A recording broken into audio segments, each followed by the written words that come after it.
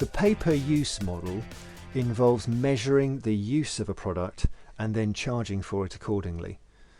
And in the same way as a subscription service, it lowers the barriers of user adoption because it gives access to a product or service without the user having to pay for the full cost of ownership, which is often a barrier.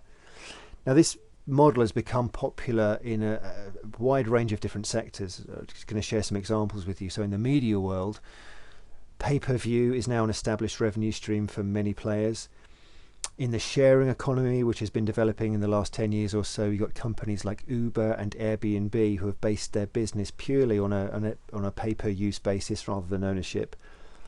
And a very different example, Amazon Web Services, which is one of Amazon's major sources of revenue now, provides pay-as-you-go web hosting, which is really important for cash-poor startups in particular, because it moves the large capital cost of owning servers to an operating cost, and they can pay as they scale.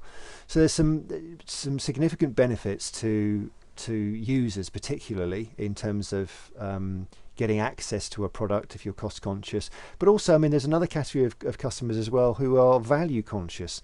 Why should I pay for something that I only use occasionally? Why can't I pay for it as a one-off basis? It's the sharing not owning, it's the borrowing not owning, it's the hiring not owning model.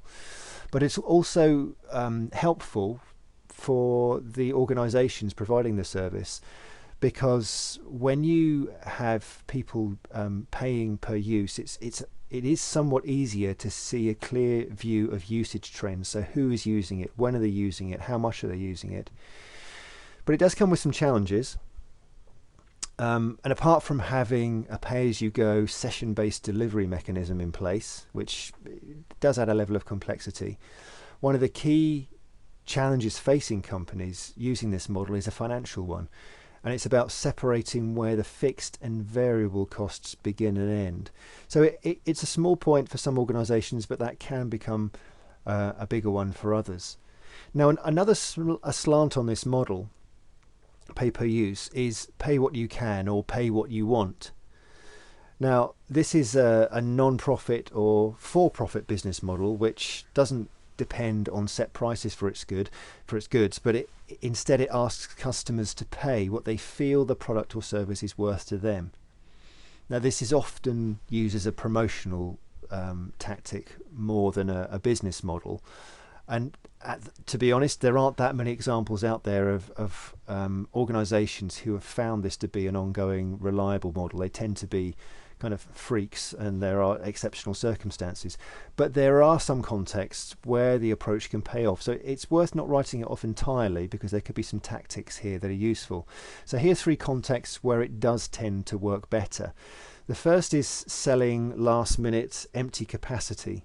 So hotels, airlines, zoos, theatres, they use this tactic. Very last minute, people can come in and they can soak up the last tickets somewhere. The second is where there's already a high degree of trust or loyalty in place between an organisation and an end user. So some of the examples where this has worked have been in restaurants, where the clientele know the manager and the staff really well, and then they're offered the opportunity to pay as you want, and actually they're more likely to pay a reasonable price. Many contexts that doesn't work because the relationship isn't there. Another fairly well-known example of this is the band Radiohead released their album In Rainbows on a pay-what-you-want basis. And according to the band, that album, in terms of digital sales, outsold all of the previous albums by Radiohead combined. So, if when you've got that degree of loyalty, perhaps you can adopt that. And the third area is actually when earnings are given to a charity or partly given to a charity. And there's been a lot of experiments that have been done that show that people are more willing to pay for an item, or if a proportion of the cost is donated to charity, in the context of pay what you want. So when you're building a business model, just consider whether any of these elements could contribute in some way to the overall generation approach, or some other value creation that could support your overall model. It might not be that any of those on their own work, but just be creative about picking and choosing where some of those might actually work for you.